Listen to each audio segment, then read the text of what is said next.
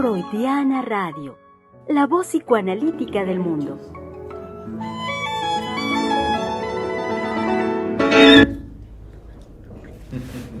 Freudiana Radio, la voz psicoanalítica del mundo, hoy con imagen también, como habíamos ¡Ay, hablado. qué barbaridad! Exacto. Vinimos guapos, sí, ¿no? Sí, para pasar bien. Claro. Ajá, ¿y? Entonces, siendo miércoles, es uno de los días en que estamos en vivo, también con imagen, y como solemos decirlo, nunca está por demás, nunca es algo trillado, darle la cálida bienvenida a nuestro público, doctora. Ay, sí, por supuesto. A todos aquellos que nos siguen, a todos aquellos que nos escuchan, a todos aquellos que nos odian, sí, todos los que nos odian, los que dicen, ay, esos payasos, en fin, cualquier manifestación, entonces, del otro, ¿sí? Analíticamente, nunca se recibe como ofensa. Se recibe como una forma de la dinámica psíquica del otro, ¿sí? Que puede ser envidia, que puede ser, digamos, conflicto psíquico, que puede ser una gravedad de enfermedad psíquica. El odio es normal. El odio es normal. Entonces, nos movemos los psicoanalistas en el amor. Sí. Claro, nosotros estamos más cargaditos del amor. Ajá. Pero de que no nos piquen y no nos pisen la cola de tigre, porque también, también enseñamos los dientes, ¿verdad, doctora? Ah, sí, claro. Inmediatamente. Sin lugar a dudas. Bueno, adelante, Germán. Y establecemos con ello, doctora, la radical diferencia. Ahorita con lo que usted dice, pensaba de inmediato en tantas y tantas propuestas, prácticamente todas que podemos escuchar en los medios de comunicación. Casi siempre aludimos a los masivos, pero no solo, sino incluso también ya a través de las redes sociales, como en la convocatoria que hacen los famosos especialistas. ¡Ay, qué bueno! Los especialistas, sí, doctora, esos sí, como se les llaman magos, sí, del siglo XXI. Bueno, fuera. Ah, no, entonces, ¿cómo? Pues siempre se les llama especialistas, expertos por el respaldo científico. Psiquiatra, psicólogo, psicoterapeuta, siempre aludiendo al respaldo científico, desde ahí al saber y desde ahí a una noción siempre presente de lo bueno y lo malo, la salud y la enfermedad. ¡Qué barbaridad! Bueno, la enfermedad es un derecho psíquico. ¿Qué haríamos si el ser humano no pudiera producir un cáncer como una forma de expresión de un conflicto sin resolución más que de esa manera?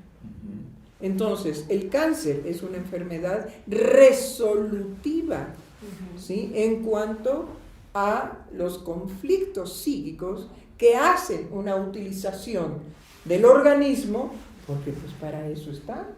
El organismo no está para ser normal, ni para aparecer permanentemente, sin ni siquiera una picadura de muela. No seamos incapaces, seamos capaces de dimensionar que todo el cuerpo le pertenece a lo psíquico para su expresión, ¿sí? Y entonces eso es algo que se ignora desde los discursos psicoanalíticos. En este discurso, no. Sabemos que el cuerpo, ¿sí? Es un cuerpo erógeno, así lo nombró Freud. Mantenemos un cuerpo erógeno porque fue una forma de nombrar al cuerpo por parte de Freud. Ahora, es fascinante también todo lo que desarrolla Lacan en relación al cuerpo hablante, ¿sí? Y después, digamos, tenemos el respaldo del desarrollo de Jacques Alain Miller, heredero de Lacan en cuanto a establecer el texto de lo que dio de palabra viviente Lacan, ¿sí? Que fue su forma, su estilo, su gracia de transmitir su pensamiento.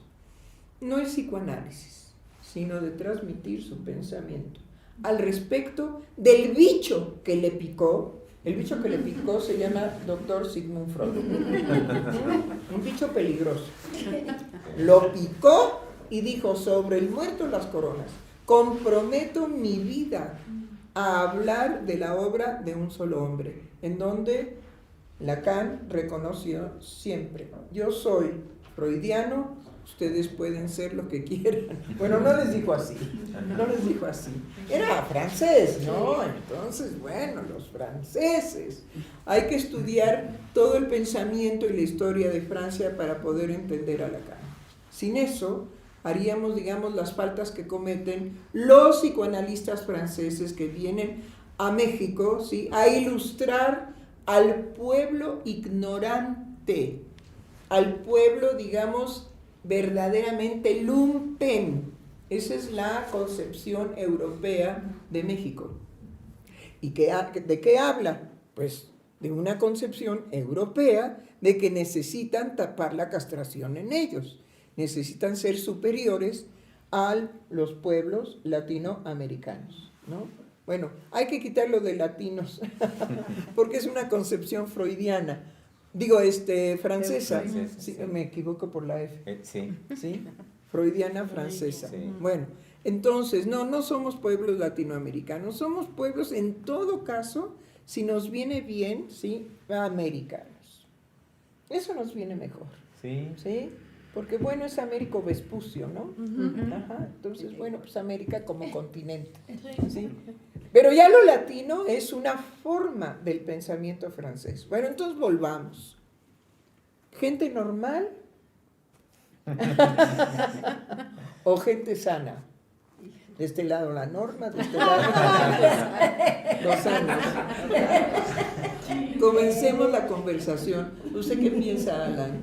Híjole, doctora, es que en el conflicto y en el síntoma que uno puede generar, ahí está lo valioso de la persona, y que por medio de un deber ser se aplana completamente a la creación subjetiva de la persona, a manera de tal cual abrir un libro y decir, usted tiene esto, está enfermo. Ese es el DSM. Ajá. O encasillarlo y de plano decir, pues está enfermo, hágale como pueda. Felicidades, tiene una patología. Mientras que la creación de la persona incluso es lo que lo ha llevado a hacer un sinnúmero de cosas, y es lo que muchas veces se obtura o se intenta opacar. Bueno, hay una cosa que tendríamos que trabajar a partir de lo que nos propone nuestro colega Alan, ¿sí? La pulsión de muerte. Es decir, creo que nunca se ha trabajado bien la pulsión de muerte en cuanto como realización de vida, como la realización plena de seres humanos que desde que nacen hasta que alcanzan, digamos, esa satisfacción erótica de la muerte, de la pulsión de muerte, entonces encuentran, pues se supone, pero eso ya es mito, ¿sí? Pero el mito ya sabemos que es una forma de hablar de la verdad, ¿sí? Alcanzan su felicidad. Entonces, al menos la pulsión de muerte en el Centro de Investigación y Estudios Lacanianos, no es un mal, es un derecho de la especie. La especie la crea, ¿sí? La desarrolla y, bueno, hasta ahorita no la ha podido impedir. Pero podríamos pensar así en lo imaginario, en lo mágico, que habría realmente un deseo de eternidad en los seres humanos. ¿Usted qué opina, doctora? Pues sí, ¿A usted le gustaría ser eterna? No. No. No. Oiga, yo conozco que es un narcisismo. Yo conozco que es un narcisismo, iría por ahí. Por ahí, ¿verdad? Muy claro, muy claro. Bueno, por lo menos por un amor a su nieta. Eso sí. ¿Ven? El Eso chiste sí. es saber cuál es el punto en donde los seres humanos giramos a una velocidad que no es la de la luz. Sí. Es más rápido que eso. Y ¿Sí? además, doctora, si ahorita lo que me menciona es aparentemente sin referente. Cuando usted quiere ser eterno, yo digo no, pero cuando me toca ese punto, sobre todo del amor a mi nieta, bueno, claro que sí. Y cómo eso no está en ninguno de los discursos, menos del discurso médico y científico. ¿Cómo? Entonces, ¿eso es magia, doctora? Déjelo ahí. déjelo ahí porque podemos provocar un escándalo en cuanto que el respaldo que quiso Freud relativamente para el psicoanálisis fue ubicarlo en un campo de la ciencia, ¿sí? Y bueno, nunca cupo, siempre está bamboleándose, siempre está como en una sub y baja, ¿sí? No cabe. Lacan también lo intentó y se dio cuenta de que, bueno, podemos decir muchas cosas al respecto, por ejemplo, de todo lo que introduce Lacan paulatinamente durante su vida y el compromiso que hizo con Freud, con Freud, porque muchos lacanianos pretenden desaparecer a Freud en la vida de Lacan. Y bueno, tenía ya 80 años cuando viene a América, creo que muere de 81, ¿no? Sí, así es. Entonces tenía 80 años y al año siguiente se pela de este país. No, de este país no, del país de Francia. ¿Sí? Y digo de este país porque vino a Caracas como la primera vez que él tocó América. ¿Sí? Ya era un anciano enfermo de 80 años. Yo tengo 85 y todavía no, No, todavía me van a sufrir. Sí, yo tengo expectativas. Pero Lacan estaba definitivamente ya en sus últimos momentos de vida.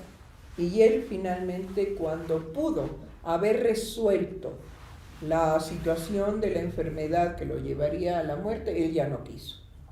Él dijo, no, ya basta. Lo que tenía yo que dar ya lo di y no quiero más. Entonces permitió, como dice en algún momento, creo que es Assun, el que dice, finalmente logra convertirse en el otro grande. Un referente permanente. Permanente. Es decir, tenemos psicoanálisis gracias a Lacan. ¿Por qué? Porque fue capaz de comprometer su vida íntegra, no a los negocios que ahora se presentan con el nombre de Lacan. Porque ya el negocio no es Freud, el negocio ahora es Lacan. ¿Sí? Entonces, pronunciarlo, presentarlo es abracadabra, ¿no? Y el chiste de la magia de los lacanianos en muchas partes del mundo, que es deshonesto, es hacer que todos aquellos que escuchen a Lacan no lo entiendan, ni sepan qué onda, ni qué quiere decir, ni nada. Sin embargo, emboba. Sin embargo, produce un efecto de... ¿Sí? De abrir la boca, y ahí están los grupos, esperando un día entender, comprender, porque es la promesa. Véanme a mí, cómo lo logré, ¿no? Yo soy un referente, entonces lo lograrán. Pero hablamos en lacaniano. Y todos ustedes que nos escuchan, ni más palomas. Bueno, nosotros no estamos en una crítica, sino en integrar que eso es lo que también provocó la aparición de Lacan. Pero a nosotros nos gusta, digamos, la parte amorosa de Lacan. ¿Cuál? Rescatar la obra de un solo hombre, el doctor Sigmund Freud, con su puro eterno, porque pues ya tenía cáncer y él toma la decisión de, bueno, si mi placer está en seguir fumando, ¿qué onda? Ya tengo el cáncer, ya me dijeron que fue porque fumé marihuanadas. Realmente producir un cáncer, sobre todo desde la visión freudiana, no es la producción de un estímulo de esa naturaleza, porque para Freud su puro era una satisfacción, pero no era la única, tenía otras, ¿sí? Entonces, saber cuál es el origen del cáncer, bueno, pues puede venir la ciencia y decir, miren, aquí tal cual, 2 más 2, 4, ¿no? Ahí está la ciencia. Óiganme, no, no, definitivamente no. Pero bueno, ¿a quién le gustaría ser eterno? Estábamos hablando en esa posibilidad. Para poder tratar algo muy peliagudo que es la pulsión de muerte. ¿Sí? ¿A quién le gustaría ser eterno?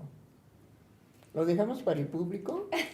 Pues, Bueno, pues entonces vamos a dejarlo para el público, para que el público, si está presente el público en este momento, nos mande sus preguntas, sus comentarios. ¿Por qué morir puede ser, digamos, el logro de una vida? ¿Sí? Que el logro de una vida no esté en estar vivo, sino en lograr la muerte, habiendo hecho en la vida, ¿sí?, el cumplimiento de deseo inconsciente. ¿No más? sí. Bueno, pues entonces esperemos, si hay alguna persona que esté, digamos, en comunicación con nosotros, podríamos escuchar el comentario. ¿A quién le gustaría ser eterno? Silencio. A ver, Alan, sí. Es que justo me fui al libro de Asun donde está la cita de Lacan, que dice: estoy retrasado en cada cosa que debo desarrollar antes de desaparecer. Antes de desaparecer. Decía Lacan en el 66, Simposio de Baltimore, lo cual permite comprender su alivio para la muerte, que lo volverá otro por fin, otro con O mayúscula. Con mayúscula. Por fin. La cuestión es lo que queda vivo del porvenir de su mensaje. Término que es preciso redescubrir más allá de su uso galvanizado. Eso es muy interesante de lo que nos dice Asun. Uso galvanizado. A ver, ¿qué quiere decir galvanizado? El uso galvanizado del pensamiento de Lacan. ¿En cuanto a qué? En cuanto a los términos que él utiliza. ¿Por qué galvanizado? Es que es muy puntual Asun ahí con eso. ¿No tenemos ningún comentario? Sí. Ah, ok, entonces escuchemos los comentarios. Alma Flowers dice: doctora Heiser, usted con lo que produce sería maravillosa para el mundo, sería maravilloso para el mundo que fuera eterna. Ay, bueno, muchísimas gracias. Pero yo tengo una propuesta. Yo sí tengo un gusto por morirme en el momento en que yo decida que me he realizado. Ese va a ser mi punto de un encuentro conmigo misma en una felicidad inédita, porque hay que morirse para poder ya no hablar de ello, pero sí disfrutar de eso. Júrenlo, que a mí en algún momento podré sintetizar que mi felicidad está en poder hacer uso de la pulsión de muerte. Sí. Poder morir realizada. Y nos dice: yo no quiero ser eterna. Si me tienta el enigma de la muerte, porque encierra e invita a lo que uno imagina. Es verdad, es muy acertado. Esto es de Alma Flower, ¿no? Sí. Y que me parece que ya tenemos que tener con Alma Flower ese respaldo de público, sensible, que capta muy bien, ¿sí?, todo el compromiso de vida que tiene este centro de investigación y estudios lacanianos. ¿Nada más? No, Wai Wei dice... no, sí, simpatiquicérrimo. Pero ya cambies el nombre, ¿no? Sí. Porque dice, bye, güey. Adiós, güey. Ok, homofónicamente. Dice: buenas tardes, doctores y querida doctora Silvia. A mí no me gustaría ser eterno en el sentido físico, porque la muerte me permite valorar mi vida.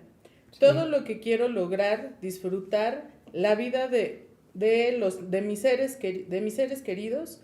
Quiero ser eterno en el recuerdo, como alguien que hizo el bien para una persona, aunque sea. Claro, y eso a mí me parece que nos hemos olvidado. A ver, miren, voy a tratar un tema candente. Nos hemos olvidado de esa felicidad por el solo hecho de admitir por derecho, ¿sí?, las manifestaciones en la sexualidad, ¿sí?, que verdaderamente nos es aberrante, extraña, dolorosa, imposible de aprehender y de comprender. Estamos siendo forzados en esta época, los que no tenemos una letra que nos represente, ¿sí?, estamos siendo forzados por tener que recibir en lo cotidiano lo que definitivamente nos es imposible. Pero nadie trata la imposibilidad para el heterosexual, sino nada más ya tenemos nuestro título. Ah, no lo acepta, homofóbico. ¿Qué homofóbico? Ni qué la carabina de Ambrosio. Sí. Es que hay algo del orden de la heterosexualidad que hace así, hace un gesto de insoportable. Y por una razón que trata muy bien Freud, pero que no se las vamos a decir ahora. No, ahí Freud metió sus narices y hizo un trabajo verdaderamente excelso para dar cuenta de por qué el heterosexual, ¿sí?, rechaza lo insoportable de manifestaciones de la sexualidad que ahora, a producto de AB, tenemos que admitir. Bueno, seguro que miren, eso se resuelve con el tiempo, ¿no? Ahorita digamos como que en el 2000, ¿qué estamos? 25. Todavía se mueven las arenas, después va a ser puro lodo. Y ya todo confundido, pues ya no es problemático, ¿no? Ahora, pero ¿por qué pretenderían los seres humanos crear ese lodo? Eso sí es una pregunta de investigación. Todos iguales, todos enlodados. Sí, porque el chiste de esta nueva expresión de la sexualidad es que no haya diferencia. Sí. Sí. El punto, digamos, que están tocando es no diferencia. Todos iguales. ¿Pero iguales en qué? Pues en que se manifieste de una manera cínica y agresiva, ¿sí?, la sexualidad en el siglo XXI. En el 2025 por lo menos tenemos eso. Pues Sí.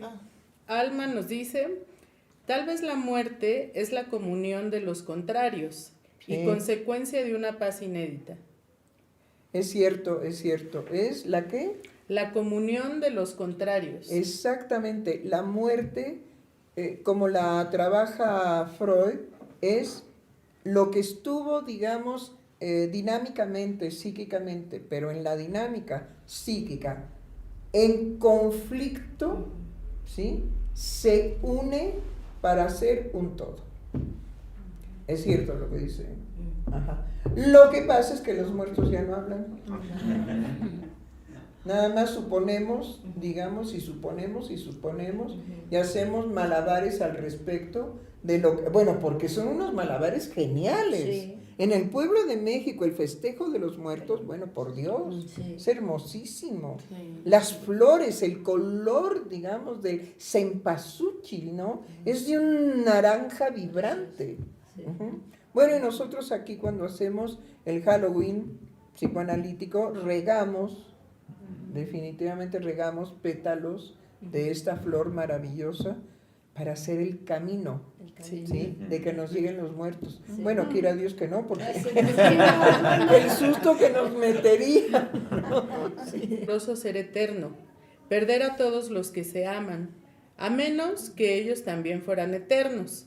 Y aún así, creo que en algún momento sería cansado vivir y vivir. Qué gustísimo poder verlos. Ay, qué linda. Bueno, para nosotros también en algún momento, a ver cómo podríamos hacer de ver también a nuestro público que nos contesta, que platica con nosotros, que nos escucha, etcétera. Sería muy padre, ¿no? Sí. Sí, debe de haber alguna Ajá. magia por ahí. Bueno, muy bien. ¿Quién más? Alma nos escribe otro comentario. Sí, cómo no. Me hizo recordar, doctora Heiser, algo sorprendente y condensado, que me dejó fascinada. No recuerdo en qué programa, pero dijo contundentemente que el cuerpo es el escenario de nuestra psique, de nuestras emociones, pues cómo no nos lo hemos de acabar.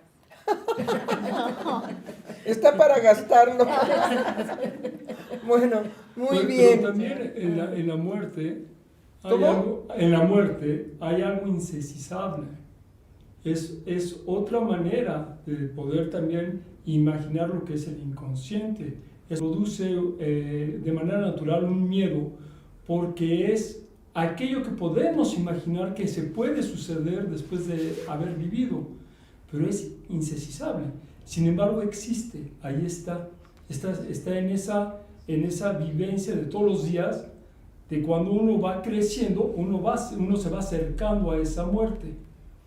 Y todo lo demás es una creación en torno a eso que no se puede realmente nombrar o explicar, y que nos permite entonces en ese vacío de esa muerte crear.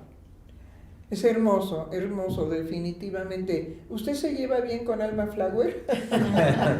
Pues son sí me gustaría, sí, yo encantado de conocerlo, sí. son discursos semejantes, no idénticos, por supuesto, pero semejantes. Es decir, el chiste de la conversación psicoanalítica es ver cómo el sujeto psicoanalista es tocado por algo que se pronuncia.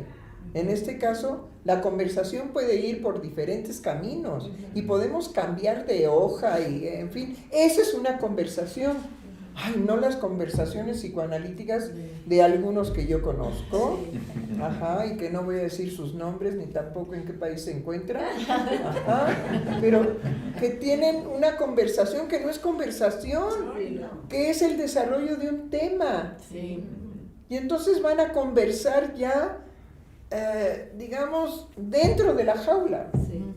Y también es con el propósito de enseñar, no de transmitir. O sea, creo que... Ah, qué buena diferencia. Ajá, algo que hemos recogido tanto en vivencias personales como en la gente que nos hace llegar sus comentarios, es justamente que han sido tocados y por como lo que nosotros. usted transmite, ajá, por lo que usted transmite, estamos todos así como en esa inquietud de poder seguir elaborando todo lo que uno o pensó de una manera o nunca ha pensado, ¿no? Como hace un momentito que usted decía de la salud y lo normal, yo creo que así nunca me lo había planteado, entonces estoy en esa energía de decir, bueno, ¿cómo voy organizando todo lo que para mí ha sido vivencia del análisis? Y es que nosotros tenemos un fundamento muy sencillo, ¿sí? Cuando nosotros nos integramos a conocer, a verdaderamente dejarnos penetrar por el pensamiento freudiano, que una forma de penetrar el pensamiento freudiano es la vivencia de nuestro propio análisis, que no tiene ninguna garantía en relación a qué bendito analista si nos toque. ¿Me explico? ¿Por qué? Bueno, pues porque un currículum extraordinario, increíble, sorprendente, etcétera, no hace a un psicoanalista. Definitivamente eso es para la academia. Eso es para la cuestión comercial, ¿sí? Ah, con que usted estudió en Harvard, muy bien, y estuvo también en tal lugar y en este otro. Ah, bueno, entonces usted es valioso, ¿no? Aunque sea un estúpido, pero redomado, que simplemente sabe repetir lo que aprendió. Bueno, no es la propuesta del centro, porque tampoco es como hemos absorbido la vida de Freud, lo que verdaderamente sentimos que Freud nos dejó como herencia, y que no es su teoría, sino cómo vivió él su propia creación. Eso es lo que es fascinante, porque además no lo tenemos de viva voz para que él nos las cuente, ¿sí? Entonces tenemos que sustraer de su teoría, tenemos que sacar de ahí la vivencia de este personaje, ¿no? Bueno, entonces el Centro de Investigación y Estudios Lacanianos no se dedica a ese psicoanálisis académico, en donde se dan títulos de maestría, títulos de doctorado, títulos de, títulos de, títulos de, y entonces se garantiza que la posibilidad de un analista es un saber. Sí. Y ahí pues acabamos con el psicoanálisis verdadero, Sí. porque el psicoanálisis verdadero en la clínica no se trata de un saber, sino se trata precisamente de esto, exponernos a un programa, ¿sí?, que se va a imprimir, ¿no?, de una manera particular del siglo XXI, se va a imprimir, pero nuestra conversación es absolutamente a ver qué nos toca. ¿Qué nos toca de nuestro propio decir y cómo lo vamos a elaborar y cómo lo vamos a presentar y cómo se lo vamos a decir al público? Esa es una verdadera conversación, porque cuando uno se reúne, bueno, ahora ya no, pero cuando uno se reunía a conversar con otros, definitivamente eran diferentes temas y indudablemente aquello que provocaba alguien del grupo, y por ahí se podía ir la conversación, y otro que podía establecer un contrario de lo que el otro había dicho, y entonces se hace la polémica, en fin, pero que no está al servicio de agredirse, de combatirse, de eliminar el decir del otro, ¿sí? No, pero tampoco presentar un saber. Sí, usted iba a decir algo. En Francia, el café, ir a tomar el café, era eso en muchos lugares. O se reunía Sartre, o se reunían personajes de este estilo, en el que ahí en ese café se conversaba. Y se creaba. Y se creaba pues, el discurso que iba a llevar a la humanidad sobre una línea, sobre una yo digo batalla, porque se gestaba ahí en la comunicación con todos un impulso de hacer algo en ese momento. Sí, entonces hoy en día pues, se llaman los cafés filosóficos, ¿no? Y el tema pudo haber sido el amor hoy en día, y que de ese amor hoy en día termina siendo otra cosa. Sí, claro, definitivamente. Bueno, ya me callo yo porque yo estoy muy emocionada, ¿sí? Ya, me callo, y ustedes, ¿de qué quieren hablar? Doctor, es que usted nos echó a andar, porque, no, bueno, es que yo pienso, la pregunta que usted hace de si nos gustaría ser eternos, inmediatamente uno empieza a imaginar. Claro. Claro. Entonces, no nos deja en una situación de un saber concreto, no, sino que hay que producir en ese momento aquí todo lo que uno puede imaginar que traería a la vida eterna. Y bueno, lo que yo me imaginé es que sería la posibilidad de una vida eterna de creación, es decir, para que uno pudiera vivir eternamente. Pero imagínese, por ejemplo, que toda la humanidad fuera eterna. Ay, qué horror. Es decir, tenemos un problema. Sí. ¿Ya para qué la procreación? Sí. Sería lo primero que tendría que desaparecer, sí. Porque aunque hemos llenado de basura al mar, ¿sí? No podríamos llenar de seres humanos al mar, porque pues no cabríamos en el globo terráqueo. Sí. Si no hay muerte, no hay definitivamente movimiento a la nueva generación, gestación a la nueva, no, se suspendería completamente la procreación, no sería necesario. Entonces, bueno, imagínense que en este momento, en lugar de que toda la parentela que tenemos muerta, ¿sí?, estuviera viva, pues nosotros no existiríamos. No. Esa es la primer consecuencia, nosotros no hubiéramos aparecido en este mundo. Sí, usted quiere decir algo. Ahorita que mencionaba Vale esto al respecto de la eternidad, a mí me pasó algo sumamente fascinante en cuanto a la licenciatura, porque por una cuestión de historia personal, el miedo a la muerte como que siempre fue presente, ¿no? O sea, toda mi vida me ha acompañado desde muy chica. Y ¿todavía? No, ya no. Bueno, este es un giro.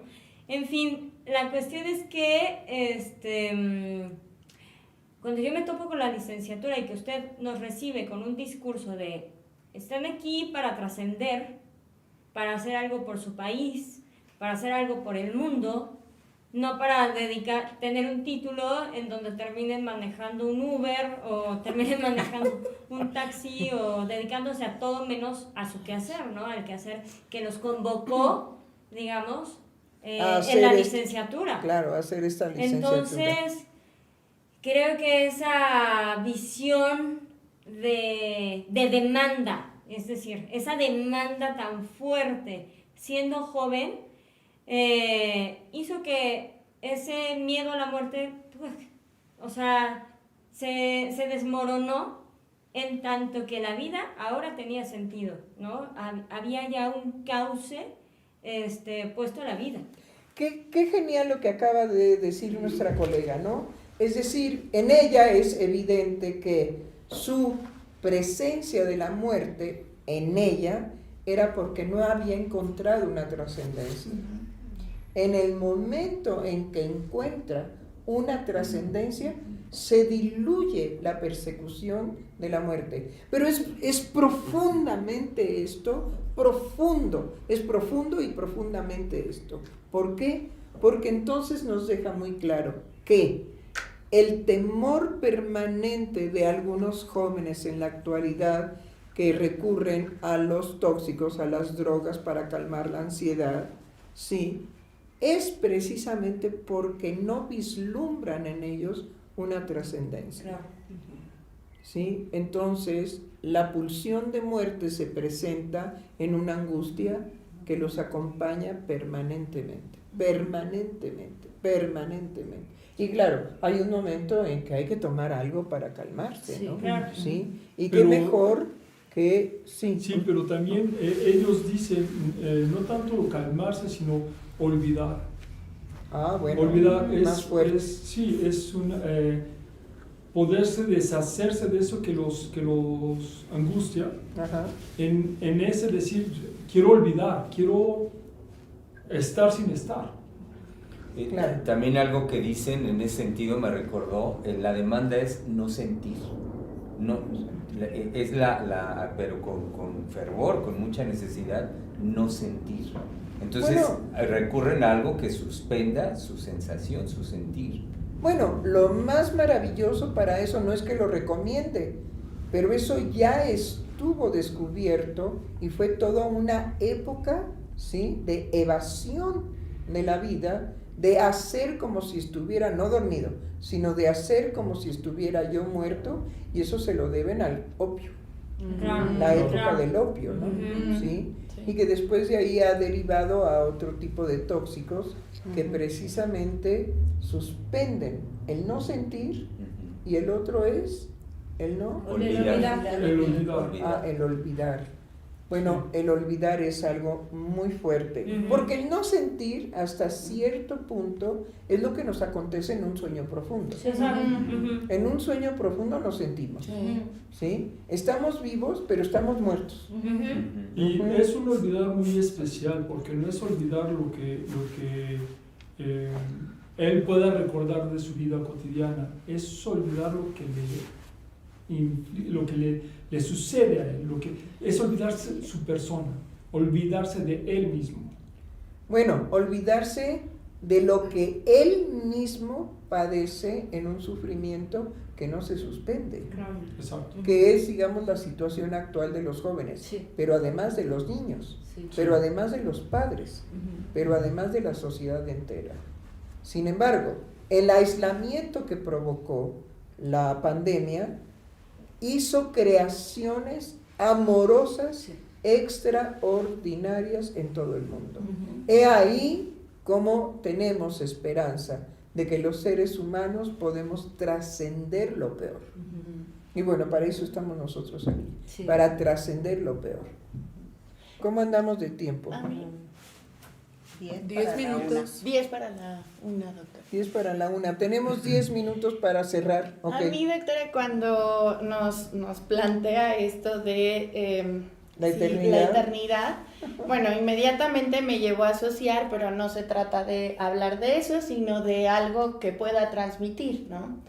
Y yo recuerdo que muy al inicio de mi análisis, aunado, digamos, y puede ser también a esa falta de sentido, ¿no? de vida. Algo que a mí me quedó muy marcado y que pienso que eso sí es también gracias, digamos, al psicoanálisis como tal en cuanto a pensar la vida y qué vida y también estar pendiente de alguna manera de la muerte, ¿no? Claro. Porque pues como psicoanalista algo se sabe precisamente de esa pulsión de muerte en uno mismo. Ah, claro, cómo no. Y se está de eso pendiente, pero a lo que voy es que en un momento mi analista me dijo, ¿no? Que usted viva la vida, no que la vida la viva usted. Genial, genial. Bravo por su psicoanalización.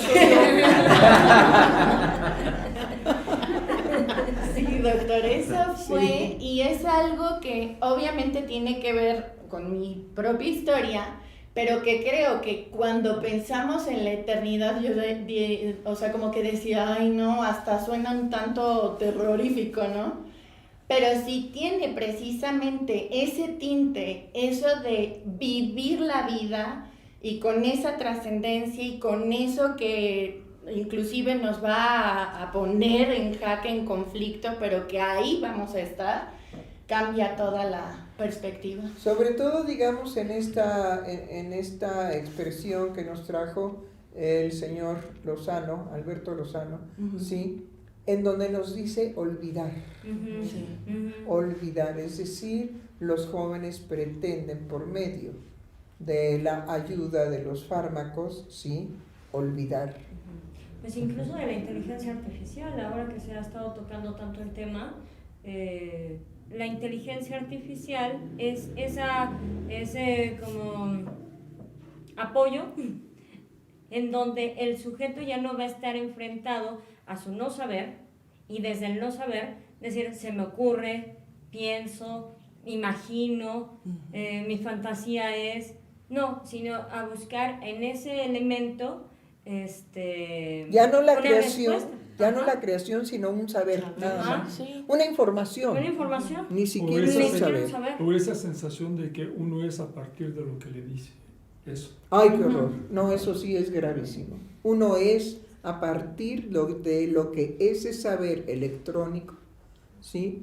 Ha captado de aquí, de allá y de acullá. Inclusive, ahí está una política perversa. Claro. Porque se hace de la información, ¿sí? Ahora, la perversión de la creación, por excelencia. Impide la creación. Sí. Porque también, digamos, ese temor a la muerte y esa inquietud, en lugar de olvidar, puede ser un empuje muy fuerte a la creación. Pero no es la situación de nuestro tiempo, ¿no? La situación de nuestro tiempo es acabar con esas posibilidades psíquicas para que uno no sufra. Que pare de sufrir. ¿Cómo? Que pare de sufrir, como lo que está anunciando siempre. Pare de sufrir. ¿Por qué se preocupa? Eso va a pasar. Entonces, pero como si el sufrimiento fuera algo negativo, algo malo. Al contrario, creo que el sufrimiento y para qué nos sirve el cuerpo es justamente para no decaer ni dejarse caer, para que ese cuerpo me sirva para la eternidad, para una trascendencia. Bueno, tenemos entonces que trabajar el narcisismo. ¿Por qué? Pero porque la única, digamos, línea de explicación para no sacar del sufrimiento la creación es no quiero que nada me moleste, ni que me incomode, ni que me perturbe, ni que nada. Bueno, pues muy tranquilo, ¿no? Es decir, una de dos. O está eternamente drogado por el opio, ¿sí? O muérase. Es la solución más efectiva, ¿no? ¿Sí? Entonces, trabajar el sufrimiento como algo que empuja a los seres humanos a la creación es solamente un asunto psicoanalítico. Yo me despertaba, doctora, justo todo lo que está comentando, que la trascendencia no es nunca sin un llamado a la vida pero por medio de dar cuenta de su propia vileza, de lo peor del ser humano, pero que eso es amoroso, que en ese cuestionamiento es un cuestionamiento amoroso. Y bueno, es verdad. Cuando uno llega a... ¿Qué soy yo? No, soy fuchicaca. No, sí, así sinceramente, honradamente, soy fuchicaca. Ajá, sí. ¿No? Pero que de ahí uno pueda hacer una radical modificación de eso, bueno, es precisamente la condición humana. Fue a lo que apostó Freud siempre. Sí. A que de eso, de donde nacimos, de donde venimos, que puede ser, está muy bien representado en 2001 Odisea del Espacio, ¿sí? Es decir, la forma de un grupo que supera al otro es a partir de matarlo, ¿sí? Y tener un arma poderosa. Eso lo estamos viviendo en este momento, ¿sí o no? La nueva ruta de la seda, indudablemente que es, ¿sí?, la razón de la guerra actual, ¿sí? Y es, pues, 2001 Odisea del Espacio. Hay uno, ¿cómo es la ley que es? Del más fuerte, ¿no? Sí.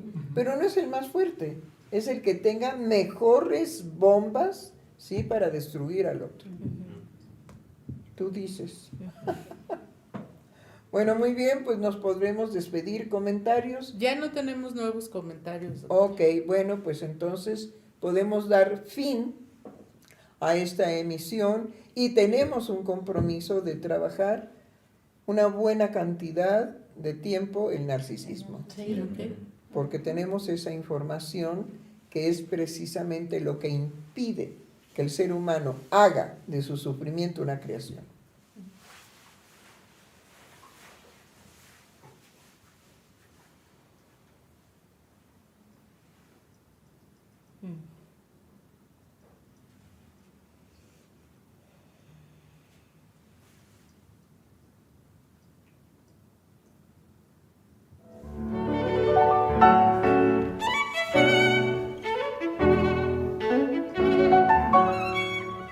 Freudiana Radio, la voz psicoanalítica del mundo.